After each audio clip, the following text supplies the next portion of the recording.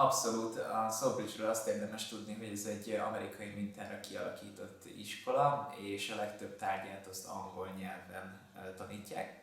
És ez azt jelenti, hogy a hallgatóknak körülbelül a 30%-a csak aki koreai, viszont van rengeteg más nemzetiségű is, például vietnámiak, kínaiak, hogyha az európaiakról beszélünk, akkor hollandok, franciák, lengyelek, és tényleg abszolút mindenki nagyon kedves volt, a tanárok, a vezetők. Igen, ez a Student Council, ami a hallgatói önkormányzatnak felel meg, és ők amellett, hogy segítik a diákoknak a beilleszkedését, a regisztrációs folyamatot is megkönnyítik, amellett rengeteg kulturális, illetve sport programot szerveznek, amin a hallgatók együtt vesznek részt, és ők azok, akik mindig ott vannak a kedvenek. Mivel cserediákok voltunk, ezért nagyobb rugalmassággal rendelkeztünk, több különböző tárgyat is fel tudtunk venni, és bár mindegyik érdekes volt, én például a Managerial Skills nevű tárgyamat emelném ki, aminek a keretében rengeteg vezetői stílust tanultunk meg, hogyan menedzseljük a csapatunkat.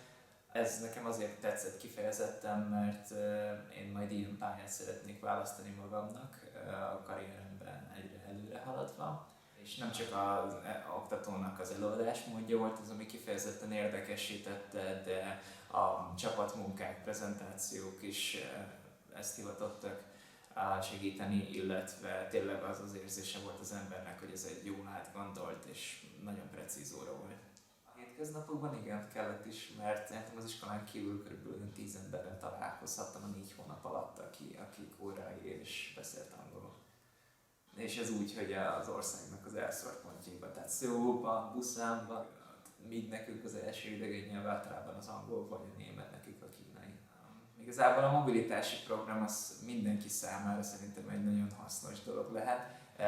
Ha kicsit lehetek személyes, akkor én ugye 27 éves vagyok, és ez az első, illetve most már az utolsó alkalom is, hogy ebben részt vehettem, és nagyon bánom, hogy eddig nem tettem. Ugyanis amellett, hogy megismerkedsz egy másik országnak a kultúrájával, történelmével, ezt emellett még ugye mindennapokban tekintést nyersz, ami teljesen más élmény, mint hogyha turistaként látogatnál el ide. Igazából, ha a cserediák programot vesszük, az ugye 4 hónap táv, amellett, hogy nyilván persze turistáskodsz is, ugye tanulsz rengeteg olyan tárgyat, amit mondjuk Európában nem, vagy másképpen tanulsz, és emellett még abszolút önállóságra teszel szert. Elsőre ugye ijesztő lehet, hogy egy idegen országban idegen nyelven beszélve próbálod megértetni magad, de aztán ahogy egyre jobban belejössz ebbe, úgy annál jobban érzed, hogy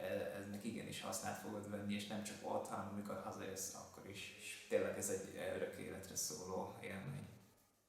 Igazából minden, de hogyha egyet ki kéne emelni, akkor talán a nemzetközi barátokat mondanám, akikkel bár így még utólag is tartjuk a kapcsolatot, de azért természetesen más az, amikor ott voltunk és átéltük ezt a rengeteg élményt, és azért őket emelném ki, mert bármikor, amikor beszélgetünk, akár ott kint beszélgettünk, akár itthon, akkor is végig felidézzük ezeket a felejthetetlen élményeket, és valóban még vissza kell mennem még egyszer.